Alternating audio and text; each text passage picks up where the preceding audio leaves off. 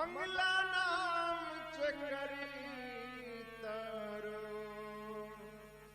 वंदे वाणी विनायको।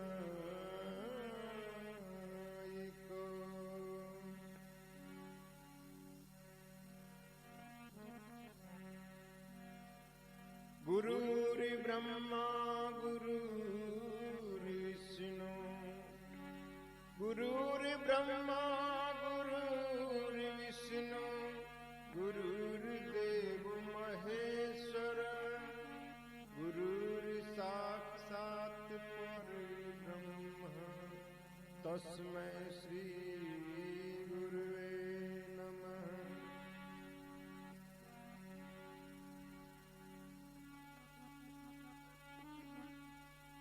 सिए राम में सब जग जानी करम प्रणाम जोरि जुग पानी। राम सिया राम जय जय राम। राम सिया राम जय जय राम।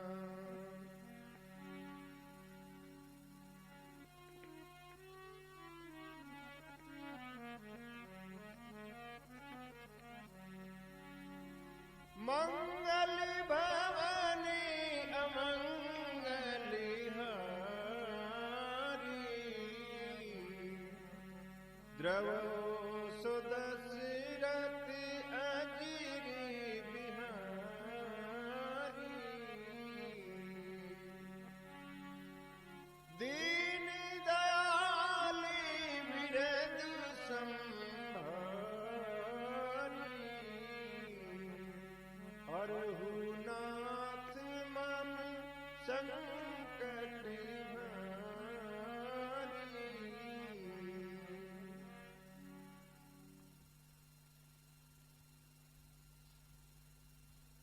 विद्या की देवी मां सरस्वती प्रथम पूज्य विघ्न विनाशक गणेश जी महाराज और नर रूप में ईश्वर स्वरूप गुरु महाराज के चरण कमलों की मैं श्रद्धा और प्रेम पूर्वक वंदना करता हूँ। समस्त चर अचर जड़ चेतन को सिया राम में जानते हुए सादर नमन करता हूँ। दशरथ जी के आंगन में खेलने वाले प्रभु श्री राम मुझ पे कृपा करें और दीनों पे दया करने वाले प्रभु श्री राम मेरे और सभी भक्तों के संकट हरें। रघुपति राघव राजा राम पतित पावन सीताराम। सीताराम सीताराम भज प्यारे मन सीताराम। रघुपति राघव राजा राम पतित पावन सीताराम। ईश्वर अल्लाह तेरो नाम सबको सन्मति दे भगवान। रघुपति राघव राजा राम पतित पावन सीताराम। आइए अब हम भगवान की अनुपम मधुर व आनंददायी लीलाओं को पावन श्री राम कथा में आगे सुनते हैं। चलते चलते महामुनि विश्वामित्र के साथ श्री राम व लक्ष्मण जी गंगा जी के समीप पहुंचे। गाधी पुत्र विश्वामित्र जी ने गंगा जी के पृथ्वी पे आने का समस्त वृत्तांत सुनाया। फिर तीनों ने गंगा जी में स्नान किया। वे तीनों चलते चलते मिथिला पहुंच गए। मिथिला नगर अनुपम सौंदर्य को समेटे हुए था, जिसे देखकर राम लक्ष्मण बहुत प्रसन्न हुए। आमों का एक सुंदर बाग देखकर विश्वामित्र जी ने कहा, हे राम, मेरा मन करता है यहीं रुका जाए। और वे तीनों आम के बगीचे में रुक गए। जब राजा जनक को ये बात पता चली कि महामुनि विश्वामित्र जी आ चुके हैं, तो वे अपने गुरु शतानंद जी और अन्य प्रियजनों के साथ प्रसन्नता के साथ बगीचे में पहुंचे। राजा ने विश्वामित्र जी को सादर प्रणाम किया और विश्वामित्र जी ने भी राजा की कुशल क्षेम पूछी और अपने पास बिठा लिए। तभी राम लक्ष्मण, जो कि फुलवारी देखने गए थे, वहां पे पहुंचे। भय सुखी देखी दो भ्राता, बार बिलोचन पुलकित गाता। मूर्ति मधुर मनोहर देखी, भय विदेहु विदेहु विशेषी। राजा जनक और उनके साथ आए हुए सभी प्रभु श्री राम और लक्ष्मण जी को देखकर मूर्तिवत रह गए, अत्यंत प्रसन्न हुए।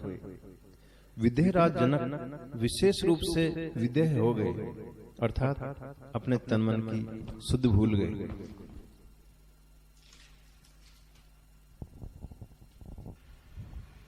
प्रभु श्री राम के दर्शनों के परम आनंद सागर से किसी तरह खुद को संभालते हुए जनक जी ने बाहर निकाला और विश्वामित्र जी से कहने लगे, कहु नाथ सुंदर दो बालक, मुनि कुल तिलक की नृप कुल पालक।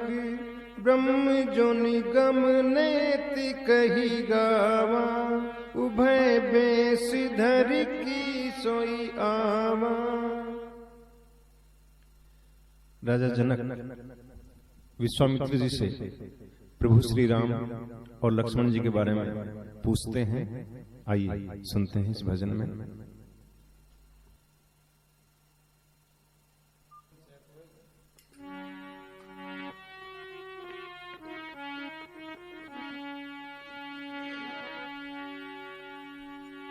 देखी चकिती भयने,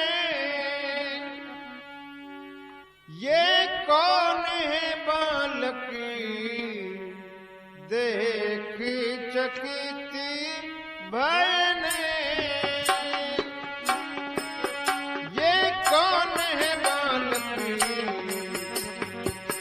देख चकिती भयने,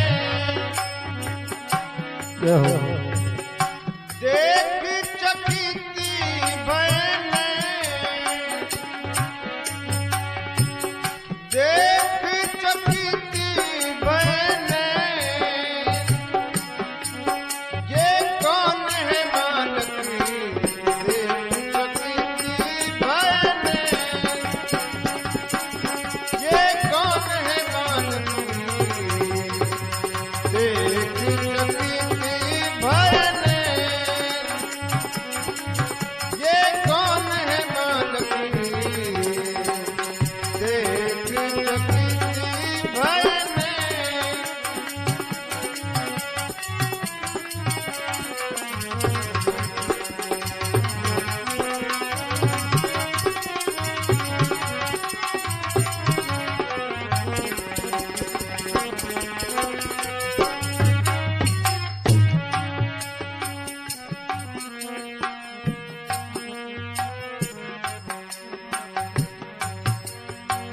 वन से भटके के जूं आए दो से, वन से भटके के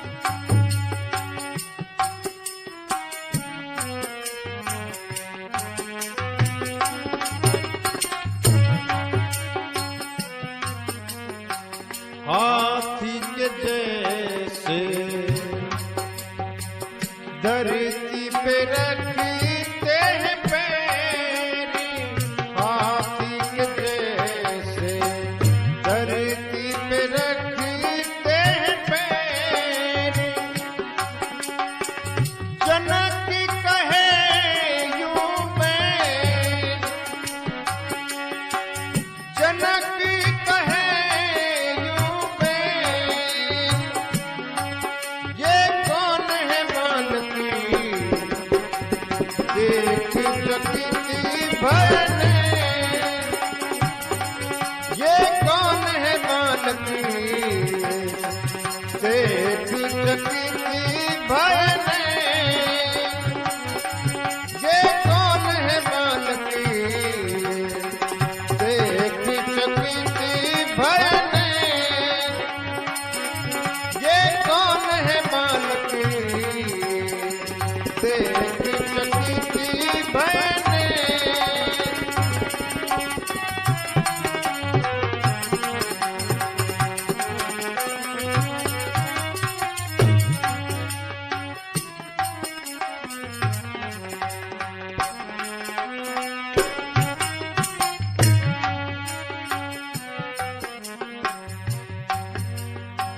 शीतल जल में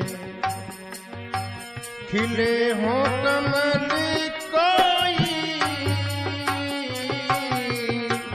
शीतल जल में खिले हो कमल कोई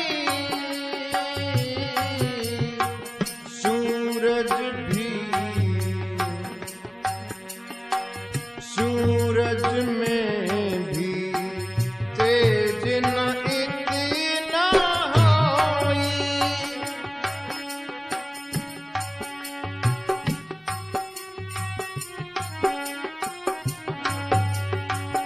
चंदा जो चमके रेन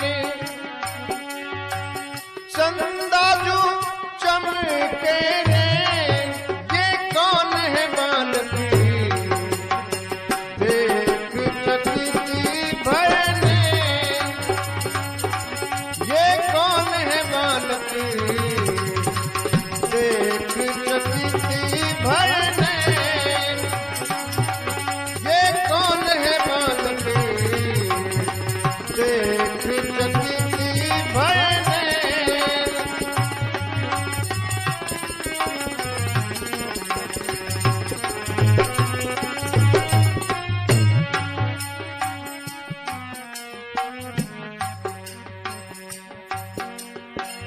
बाली रूप धर देवी धरा जो पधारे बाली रूप धर देवी धरा जो पधारे शीश जटा है कांधे धनुषी है धारे देख के नैना मिले चैन देख के नैना मिले चैन ये कौन है बालकी देख चकित भयने ये कौन है बालकी देख चकित भयने ये कौन है बालकी देख चकित भयने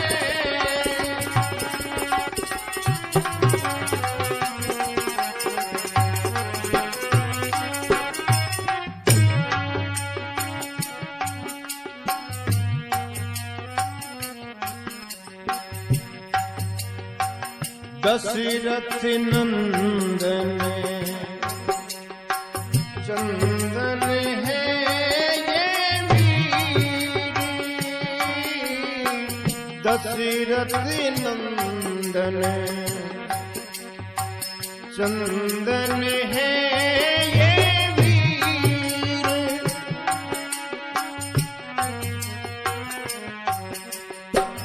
अहिल्या को तारी अहिल्या को तारी ताड़का सहारी जिनकती अहिल्या को तारी ताड़का संहारी जिनकती बीच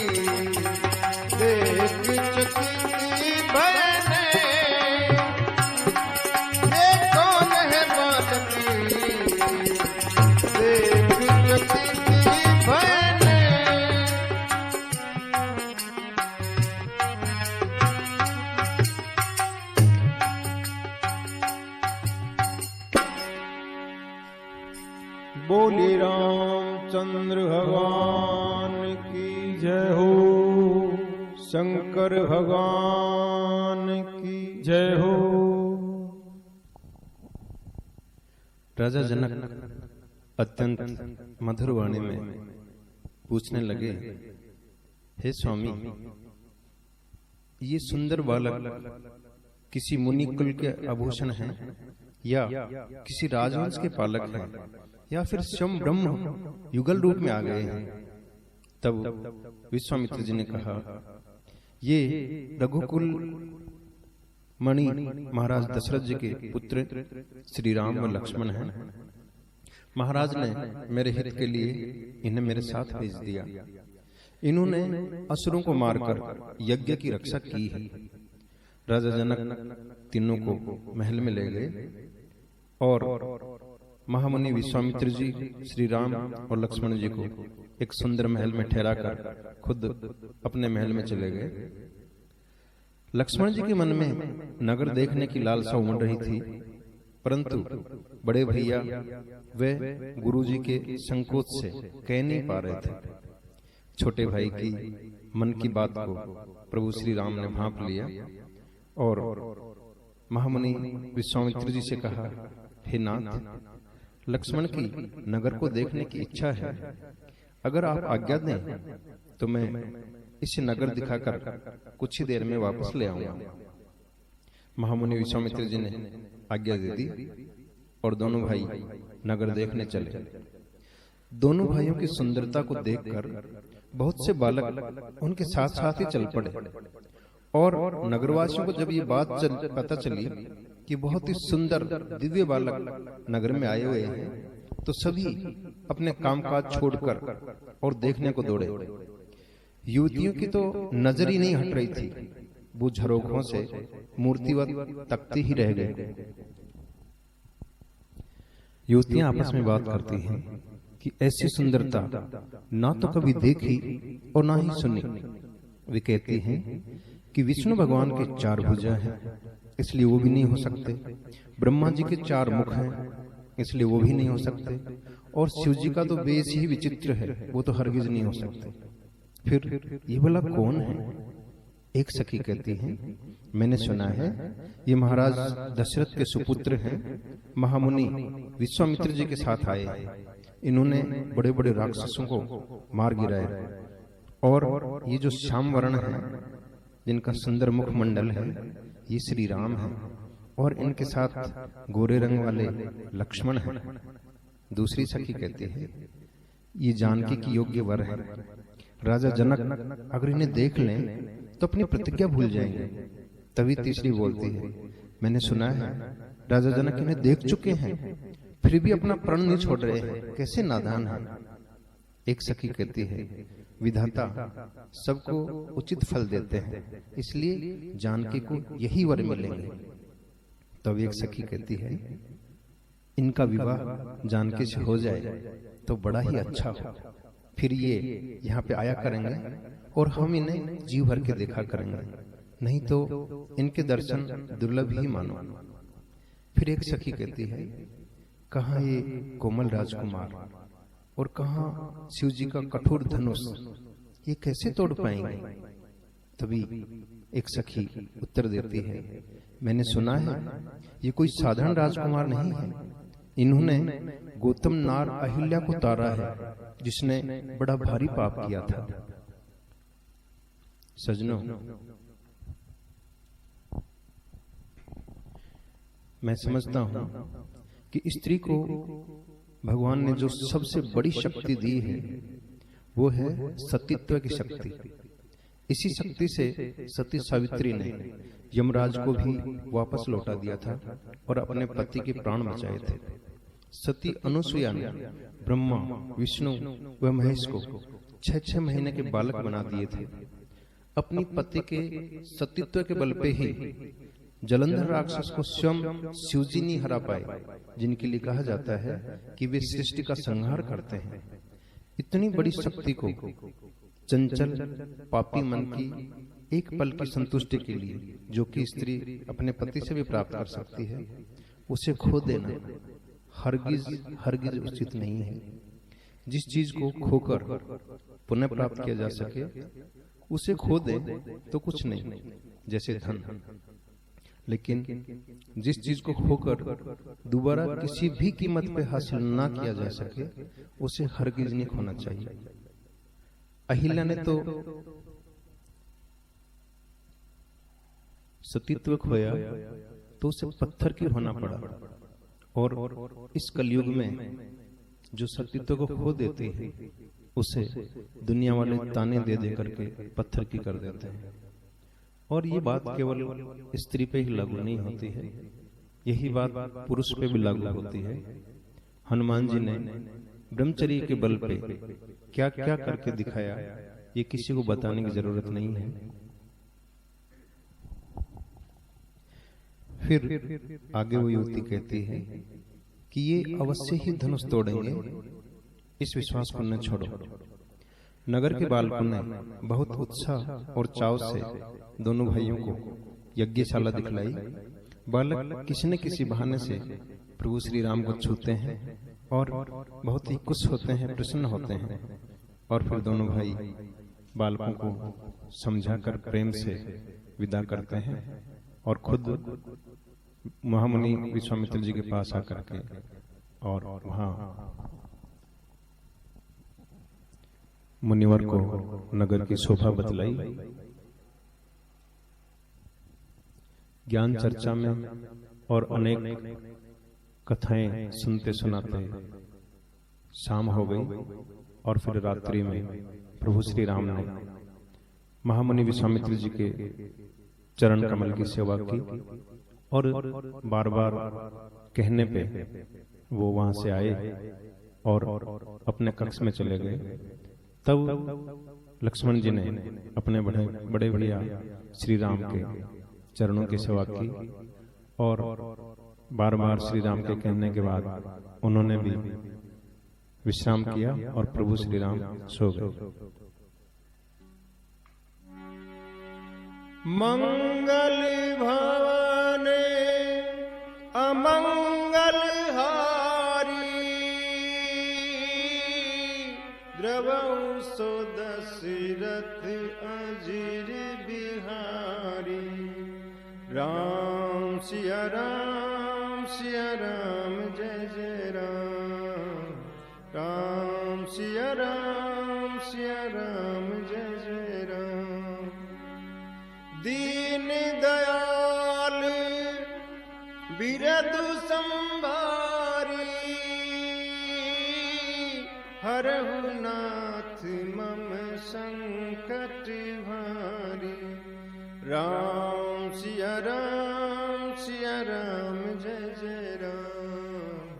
राम सिया राम